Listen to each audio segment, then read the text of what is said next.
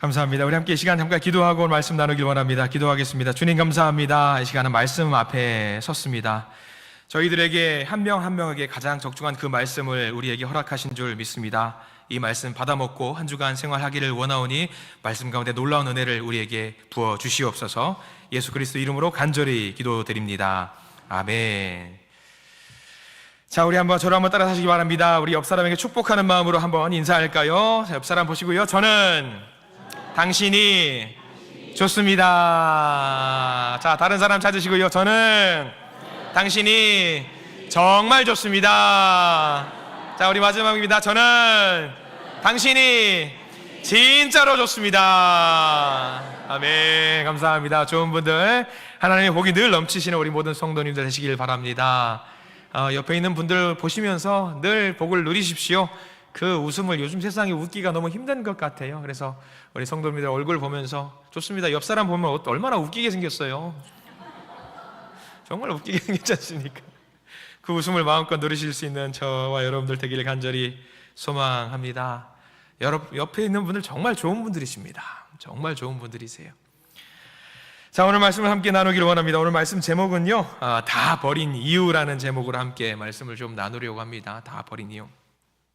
자, 무언가 얻는 것이 있습니다. 자, 무언가 얻기 위해서 열심히 노력하는 성도들이 있습니다. 그리고 무언가 버리는 경우들도 분명히 필요합니다. 버려야 됩니다. 얻는 것과 벗는 것, 어떤 것이 더 쉬울 것 같습니까? 여러분들이 어떤 것 같으세요? 얻는 것, 얻어내는 것, 또는 버리는 것, 어떤 것이 더 쉬울까요? 사실 우리가 그렇습니다. 무언가 얻는 것은요, 얻기 위해서는 굉장히 많은 노력을 얻어내야 됩니다. 우리 학생들이 좋은 성적을 얻어내기 위해서 굉장한 노력을 기울여야 되는 것도 그렇습니다.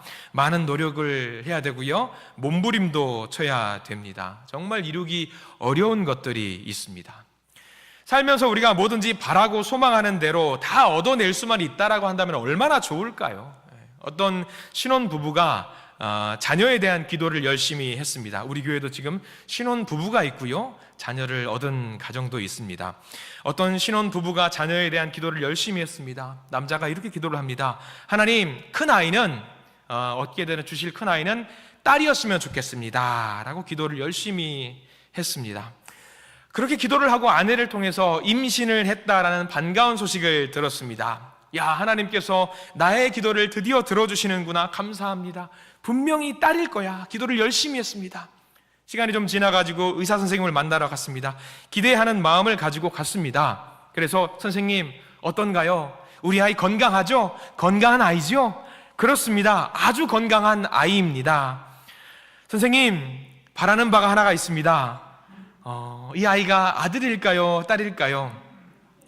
제가 저희 아이를 낳았을 때는 성별을 알려주는 것이 법으로 금지되어 있었어요. 그래서 알려주지 않았고요, 다른 이야기를 돌려가면서 이야기를 의사 선생님이 하셨어요. 요즘은 알려줘도 된다고 하더라고요. 검색을 해보니까 아들, 딸 알려주는 것이 무방하다라고 하더라고요. 법적으로 문제가 안 된다고 합니다.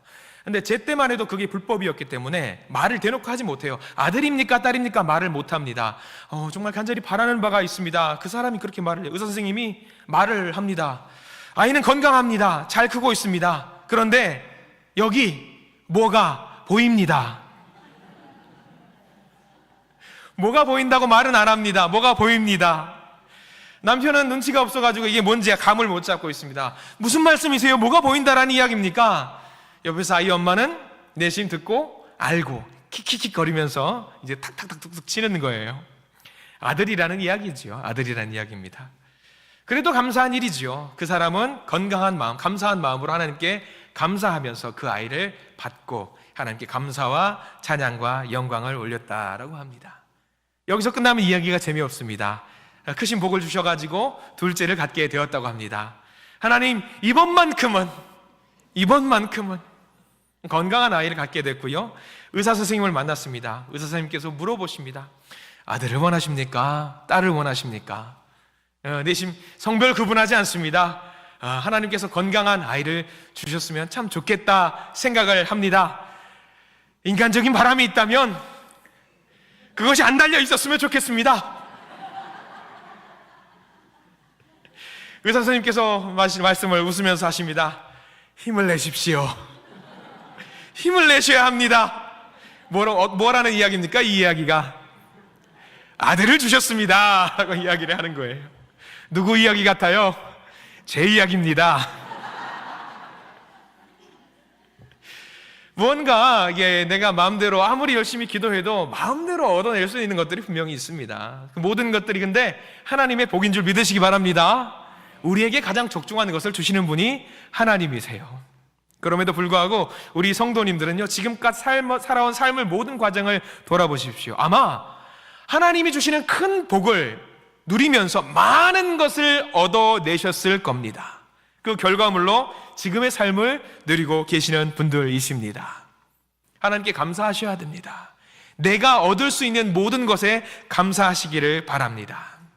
그런데 오늘 말씀은요, 사도 바울이 우리에게 이야기를 해주면서 소중한 말씀을 한마디를 던져주고 있습니다. 뭐냐면 우리가 이렇게 고생해서 원하든 원하지 않건 하나님이 큰 복을 주셔서 얻어낸 것들이 너무나도 많을 텐데 어떤 경우에는 그런 것들을 분명히 내려놓고 버려야 될 때가 있다라는 사실을 우리에게 말씀해 주고 있습니다.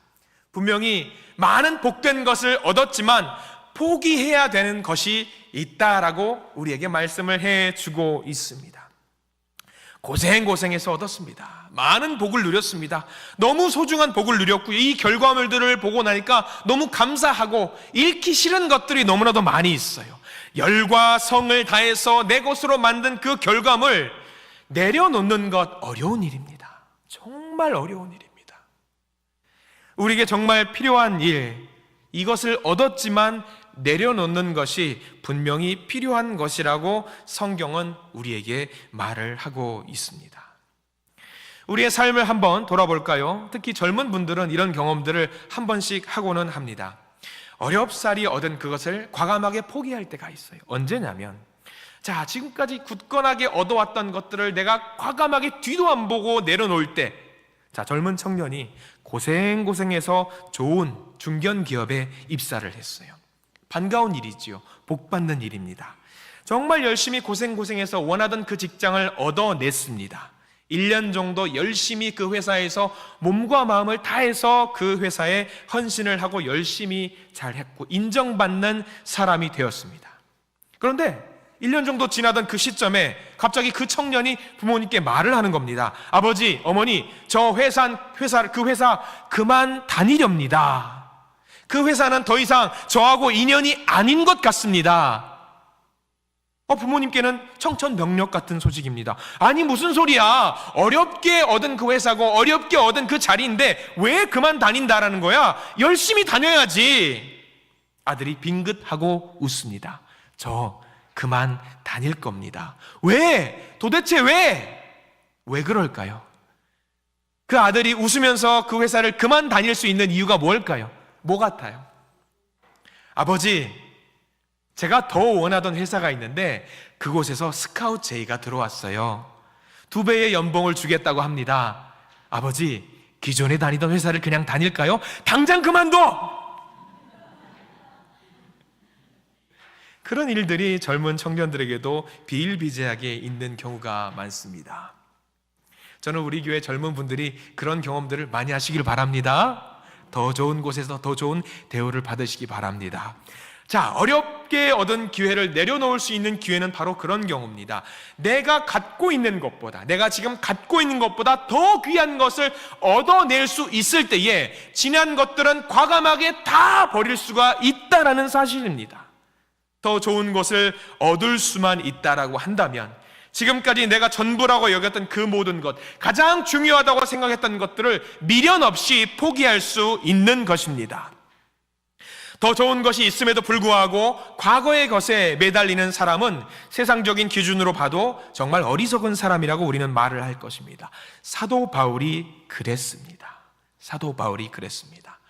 그동안에 자기가 가장 좋은 것이라고 생각했던 그 모든 것들을 내려놓을 수 있었습니다. 왜 그랬을까요? 왜 다 버릴 수 있었을까요? 오늘 말씀을 통해서 소중한 은혜를 얻기를 원합니다. 오늘 우리가 읽은 본문 조금 앞에 나가면 5절과 6절 말씀이 있습니다. 빌립보서 3장 5절과 6절 말씀.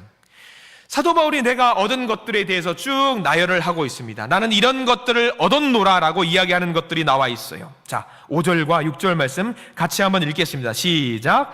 나는 8일 만에 할례를 받고 이스라엘 족속이요 베냐민 지파요 히브리인 중에 히브리인이요 율법으로는 바리새인이요 열심으로는 교회를 박해하고 율법의 의로는 흠이 없는 자라. 사도 바울이 그간에 얻어냈던 것들, 자기가 열심히 노력해서 결과물로 가졌던 것들에 대해서 5절과 6절 말씀에는 기록이 되어 있습니다.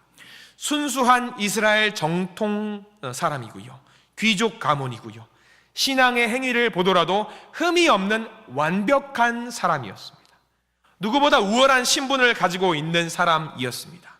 이러한 조건과 배경을 통해서 그는 사회적으로, 정치적으로, 종교적으로 다른 누구보다 앞서 나가는 월등한 사람, 더 나아가는 사람이었습니다. 세상적으로 인정받았던 사람이었고요, 그대로만 살아도 충분히 존경받는 자로 살 수 있었습니다. 사도 바울도 자신의 그 모습을 만족할 수 있었던 이유, 사람들이 자기의 그 모습을 보고 야, 대단한 사람이다, 훌륭한 사람이다 라면서 인정을 해 주었기 때문입니다. 사람들이 자기를 그렇게 인정해 주니까 자기가 뭐라도 되는 것처럼 나는 인정받는 사람이야 라고 하면서 자아도취에 빠져 있는 그런 사도 바울이었습니다. 누구라도 되고 싶었던 종교 지도자, 덕망이 있었던 사회의 지도층, 권세가 있는 사람, 누가 봐도 다 가진 사람이었어요. 인류 기업에 다니는 대단한 사람이었습니다. 근데 사도 바울은 그 모든 것을 가졌다고 생각했지만 늘 마음 한켠에 뭔가 부족한 것이 있다고 생각을 했어요. 만족하지 못하는 그 무언가가 마음속에 있었습니다. 그러다가 한 사건을 경험하게 됩니다. 우리가 빌립보서 말씀을 보게 되었지만 사도행전 7장을 가면은 스데반 집사에 대한 이야기가 나와요. 여러분들이 다 아시는 분일 겁니다. 예수님을 충성스럽게 섬겼던 스데반 집사, 말씀을 너무나도 능히 잘 전했던 그 스데반 집사. 그런데 이 스데반 집사가 유대인들로 말미암아서 잡히게 됐고 돌로 맞아 죽게 되는 일을 경험하게 됩니다. 이 스데반이 죽게 된 가장 큰 일, 앞에서 일을 했던 사람이 누구였냐면 사도 바울이었습니다. 이때 당시 그는 사울이라는 이름으로 이 일을 다 감당했습니다. 사람들이 스데반을 잡아다가 사울 앞에 내동댕이 쳤습니다. 그리고 사울 역시 이 스데반을 돌로 쳐 죽여야 된다라고 생각을 했고요, 이 사람들은, 소위 말하는 예수쟁이들은 당연히 처벌을 받아야 되는 것이 마땅하다고 생각을 했습니다. 그렇게 스데반을 죽게 만들었습니다.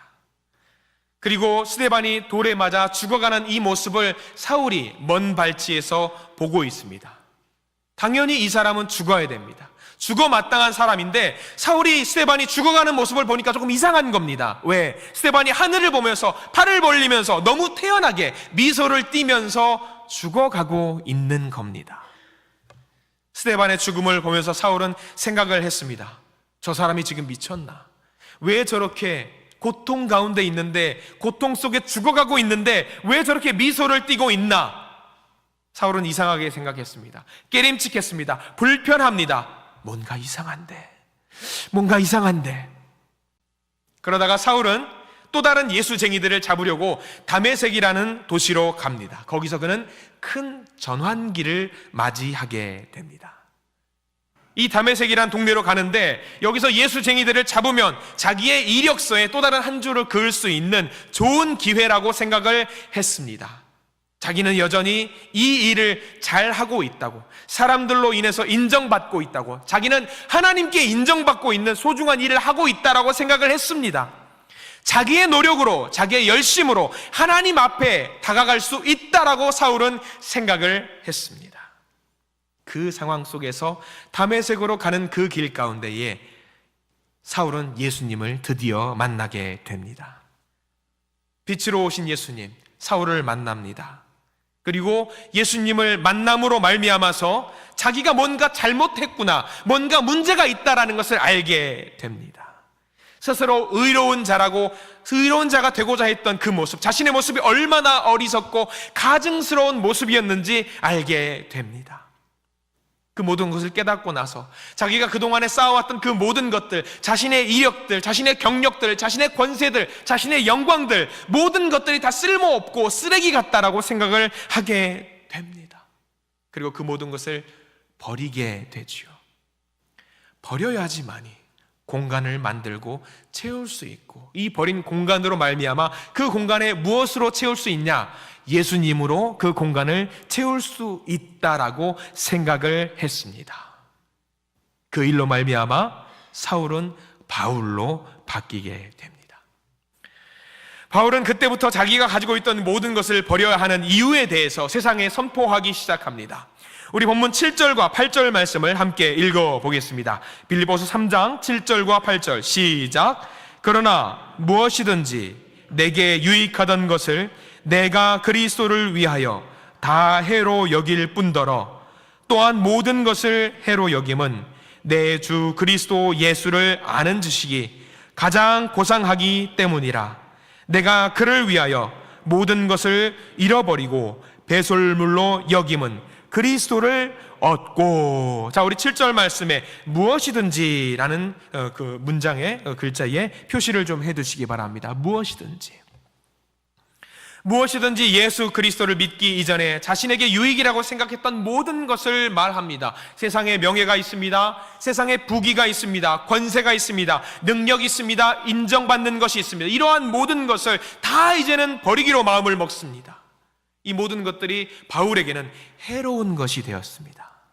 자기가 그토록 수고해서 얻어내려고 했던 것들, 자기가 그토록 노력했던 것들, 얻기 위해서 노력했던 것들, 그 모든 것들이 예수 그리스도를 향해서 한 걸음 한 걸음 나아가는 그 길에 하나도 도움이 되지 않는다라고 생각을 하게 되었습니다. 사울이었던 시절 많은 것을 얻어냈어요. 많은 것을 일궈냈습니다. 잘 보시면 아실 겁니다. 사울에게는 다 좋은 것들입니다. 사울에게는 복된 것들입니다. 하나님의 택한 백성이라는 사실, 그것과 비교해 보십시오. 이 세상으로 얻었던 그 모든 것들과 하나님의 택한 백성이라는 사실, 어떤 것이 더 중요합니까? 사울을 보실까요? 그가 공부했고 졸업장을 받았습니다. 그때 당시에 지금으로 말하면 서울대학교쯤 될까요? 가말리엘 학파라고 하는 귀중한 졸업장을 얻어냈습니다. 귀중한 배경입니다. 정석대로 코스를 밟아왔고 상위 클래스를 유지하면서 살아왔어요. 율법도 누구보다 잘 지켰습니다. 그런데 그 모든 것들 보십시오. 사울이었을 때에는 자신을 높일 수 있는 최적의 커리어입니다. 경력입니다. 우리는 생각합니다. 이 모든 것들을 굳이 버려야 되나? 그냥 갖고 있으면 안 되나? 이런 것들, 모든 것들을 갖고 있으면서 복음을 전해도 되지 않을까 생각을 할 수 있습니다. 그런데 이 모든 것들이 스스로와의 의와 스스로와의 영광을 드러내고자 한다면 그것은 복이 아니라 저주입니다. 복이 아니라 저주입니다. 그래서 바울은 이 모든 것들을 버리기로 마음을 먹었습니다. 그냥 단순하게 버리는 것이 아닙니다. 무익한 정도로 여기지 않습니다. 버릴 때는 가차없습니다. 해로운 것으로 여기고 다 태워버리기로 마음을 먹습니다. 그 전에는 뭔가 만들고 노력하고 결과를 보여주고 경력을 쌓아야지만이 구원에 이를 수 있다라고 생각을 했습니다. 그러나 이제 그게 아닙니다. 그는 깨달았던 것이 무엇이냐? 구원이라고 하는 것은 자기의 열정과 자기의 노력이 아니라 오직 예수 그리스도를 통해서 하나님의 은혜로 주어지는 것이라는 사실을 깨달았습니다. 구원의 조건으로 생각했던 것들이 이제는 아무런 유익이 되지 않는 거예요. 기존에 갖고 있었던 것이 방해물이 된다라고 생각을 하게 되었습니다. 과감하게 버립니다. 과감하게 버립니다. 세상에 사는 그 누구도 어떤 우리가 배설물이라고 하는 것에 대해서 미련을 갖고 있는 사람 한 분도 안 계실 겁니다. 오히려 부담스럽게 여기지요. 빨리 잊고 싶어 합니다. 바울이 지금 생각합니다. 그동안에 쌓았던 모든 것들이 배설물과도 같은 것들, 그동안에 헌신했던 것들, 그동안에 섬겼던 것들, 그동안에 노력했던 모든 것들이 아무 의미 없는 쓰레기와 같은 것들, 바울은 이제 그렇게 여기게 되었습니다. 어떤 목사님을 만나서 그런 경험을 할 때가 있었습니다. 여러분들, 저는 명함이 있을까요? 저는 명함이 있는 것 같아요? 없어요? 저 명함이 있습니다. 명함이 여러분들 갖고 있어요. 제 명함입니다. 제 명함이. 저를 설명해 줄 수 있는 가장 대표적인 거죠. 명함이지요. 어떤 목사님을 만났는데 제게 먼저 만나고 인사 악수를 하면서 명함을 주시더라고요. 명함을 딱 보면서 앞에 이름이 적혀져 있고 뭐라고 적혀 있고 어디 졸업을 했고 뭐가 막 나와 있어요. 자기가 이런 사람이라는 것을 알려주는 명함 중요합니다. 세상 살면서 굉장히 중요한 겁니다. 근데 목사님이 그분을 보면서 뒷면을 보라고 하시더라고요. 그 명함 뒷면에 보니까 굉장히 작은 글씨로 빼곡하게 적혀 있는 거예요. 그 목사님이 어디 뭐 협회 이사장, 뭐 어디 총회장, 뭐 어디 회장, 어디 대표이사, 상임 고문, 뭐 무슨 고문 뭐가 쫙 적혀 있는 거예요. 속으로 생각을 했습니다. 이야, 정말 대단한 분이구나. 이분 정말 훌륭한 분이구나. 야, 이분이랑 내가 감히 뭐 이분을 어떻게 만나거나 악수하거나 대면할 수 있는 분이 아니구나. 근데 앞면을 보니까 그 앞에 뭐라고 적혀 있는 거예요. 땡땡땡 목사라고 적혀 있는 겁니다. 야, 생각을 했습니다. 야, 이분 이렇게 많은 일을 감당하시면서 말씀을 어떻게 전하실까라는 생각이 문득 드는 거예요. 저는 아직 많이 부족해요. 그래서 말씀을 준비하기 위해서 시간을 많이 할애를 합니다. 새벽 예배도 있고요, 수요 예배도 있고요, 주일 예배 있고 주일 오후 예배, 또 개별적으로 만나는 예배, 그런 작은 소소한 모임들, 그런 예배 굉장히 많이 적혀 있는 것들, 저는 그런 것들을 노력하기 위해서 제가 부족하기 때문에 많이 할애를 해야 된다는 것을 제 주제를 알아요. 근데 그 목사님을 보면서 그 생각을 하는 겁니다. 야, 이렇게 훌륭한 분들, 이 앞면은 괜찮아요. 누구누구 목사 좋다. 뒷면을 보니까 이 이력을 가지고 이 목사님은 과연 구원 열차를 얻어 탈 수 있을까라는 생각이 문득 드는 거예요. 이 이력들이 이 성도들로, 자기가 이제 목양하고 있는 그 성도들로 말미암아서 구원 열차의 티켓을 줄 수 있을까? 말씀을 준비하면서 그분의 명함을 다시 한번 봤어요. 그분이 대단하셔서 그러실 거라고 생각을 합니다. 근데 생각을 하는 거예요. 이게 다 필요 없는 거 아닌가 사실. 그 목사님을 탓하고 싶은 마음은 하나도 없습니다. 그 목사님도 성실하게 열심히 하는 분입니다. 근데 저는 감히 그렇게 못하겠더라고요. 여러분들 어떠셔요? 여러분들 이력서 있을 겁니다. 이력서. 그 뒷면에 나와 있는 그 이력들이 세상적으로는 대단하고 훌륭할지언정 그 이력서를 가지고 하나님 앞에 올려드리면서 하나님, 나 이런 사람이니까 나를 구원시켜 주십시오라고 했을 때에 하나님이 뭐라고 말씀하실까요? 아마 조용히 그것을 접어놓고 이거 말고 다른 거라고 하시지 않을까요? 아마 우리 세상 사는 분들, 하나님의 자녀가 되기 위해서 대기업의 부장이 되는 것이 도움이 될까요? 부장님 되지 말라고 하는 거 아닙니다. 부장도 되시고 진급도 하시고 좋은 일들 많이 하십시오. 다만 그 일 하실 때에 하나님의 영광을 위해서 하시기를 부탁을 드립니다. 내가 하나님의 자녀가 되기 위해서 인류대학교를 나오는 것이 중요할까요? 도움이 될까요? 아닙니다. 인류대학교 가셔야 하고요, 인류기업 취직도 하고 해야 됩니다. 그러나 그런 일을 할 때 가장 중요한 것, 하나님의 영광을 위해서 그 일을 감당하시기 바랍니다. 하나님께서 그 영광을 돌리는 일을 보고 내 자녀에게 그런 복을 주실 줄 믿습니다.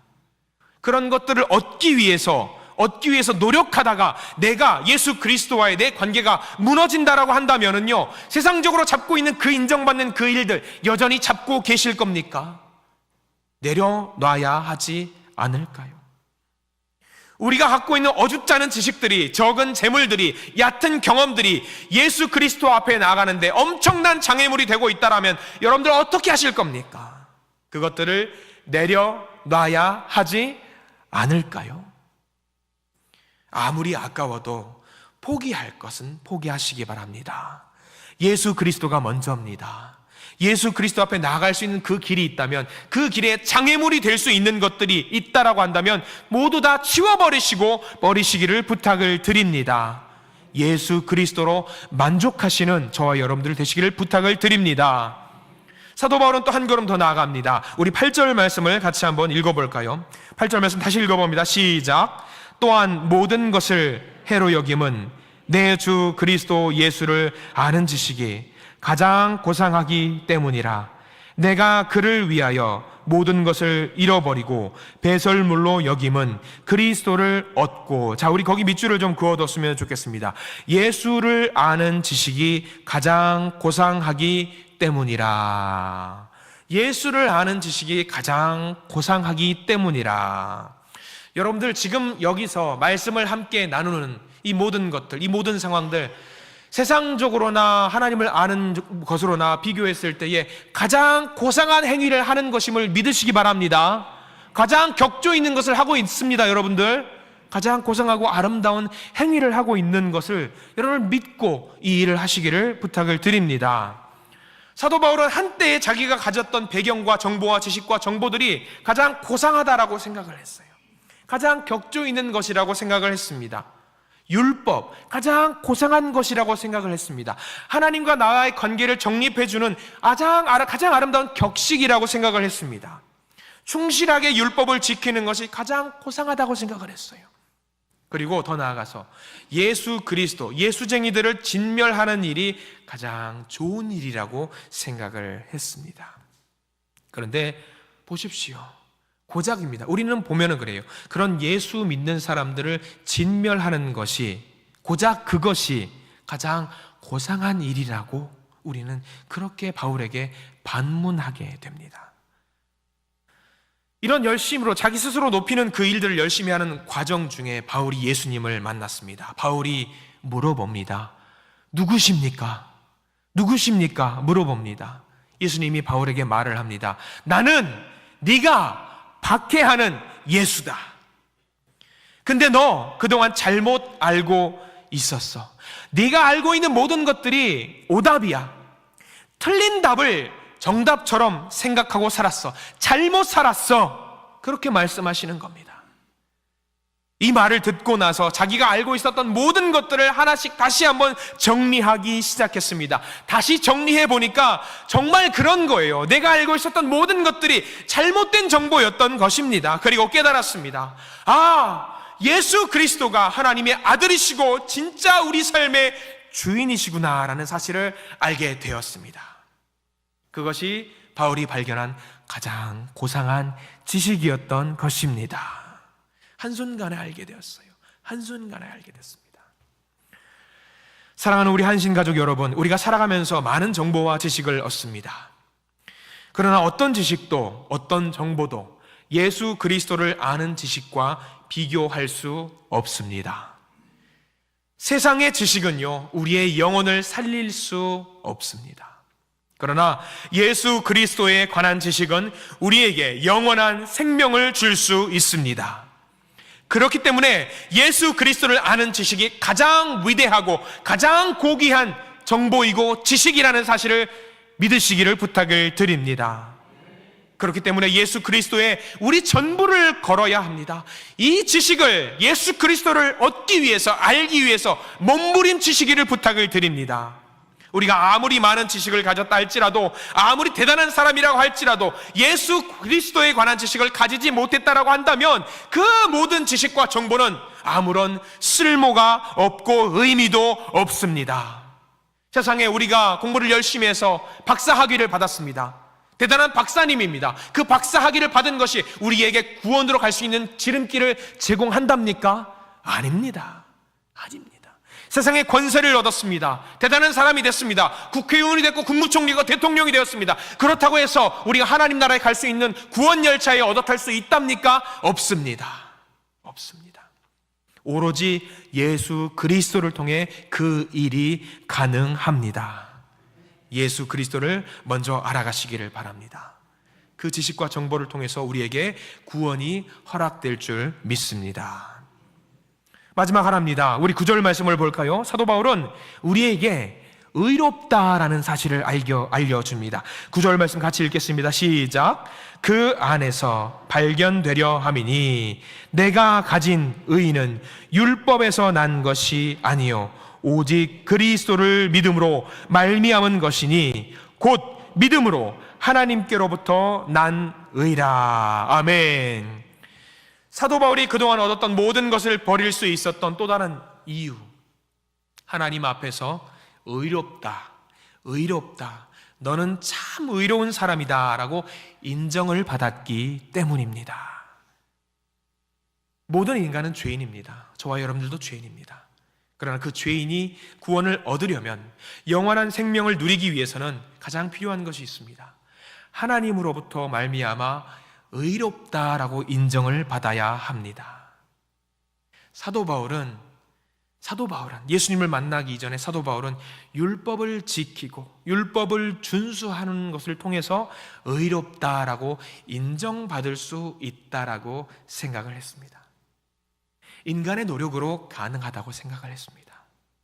하나님이 굳이 여기 개입하실 필요가 없다라고 생각을 했습니다. 그런데 바울은 이제 예수님을 만나고 깨달았습니다. 아, 내가 잘못 알고 있었구나. 한 선생님이 학생들에게 기말고사 시험 범위를 내주면서 40페이지에서부터 80페이지에서 시험이 나올 거니까 열심히 공부하라고 학생들에게 지시를 해줍니다. 학생들은 그 40페이지에서 80페이지에 열심히 공부를 했습니다. 한 학생이 열심히 공부를 했는데 시간이 좀 부족합니다. 그래서 요령을 좀 피웁니다. 가운데 있는 딱 10페이지, 60에서 70페이지를 빼고, 시간이 부족하니까 나머지 부분에서만 정말 열심히 공부를 하는 겁니다.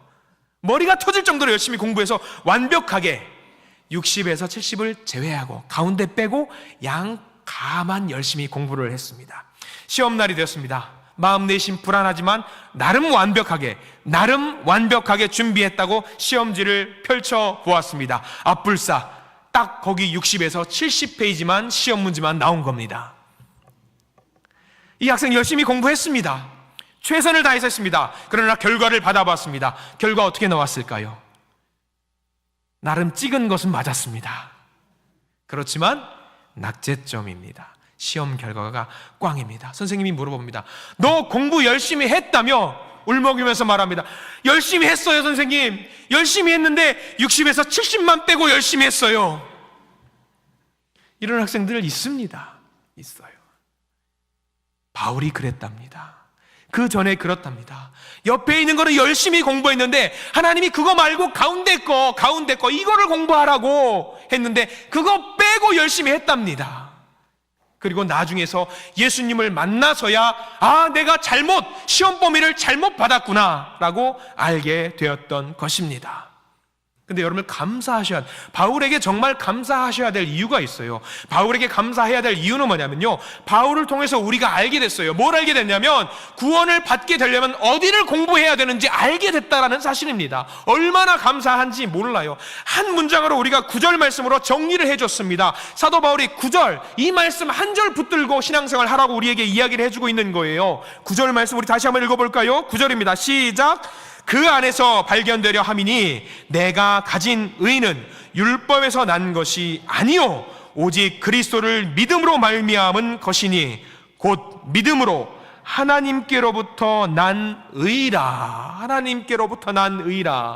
의롭게 되는 것 중요하고 의롭게 되어야지만이 구원을 받을 수가 있는데 의롭게 되는 것은 누구를 통해 말미암은 것이냐? 하나님 아버지로부터 가능하다라고 바울은 우리에게 일러주고 있습니다. 다른 어떤 것도 필요가 없대요. 성경의 위대한 인물들 한번 보십시오. 우리가 요즘 새벽 예배 시간에 매일 만나는 다윗이라고 하는 의로운 사람이 있습니다. 그는 의로운 사람입니다. 우리는 의롭다라고 합니다. 그런데 그가 했던 모든 것들을 통해서 하나님이 의롭다고 말씀을 하시나요? 그가 했던 걸로 말미암아서는 의로운 사람이 아니에요. 하나님이 의롭다고 해주셔야 되는 거예요. 엘리야와 같은 대단한 선지자, 의로운 사람입니까? 우리는 의롭다고 말할지언정 하나님이 의롭다 아니하시면 의로운 자가 아닙니다. 예수님의 길을 닦았던 세례 요한, 우리는 그를 더러 의로운 사람이라고 말을 합니다. 그런데 우리가 아무리 의롭다고 해도, 세상적으로 율법을 지켰다라고 해도 그가 구원을 받을 수 있나요? 아닙니다. 예수님의 12제자들, 우리가 봤을 때는 너무나도 의로운 사람이지만 하나님께서 아니야 하면은 의로운 사람이 아닌 것입니다.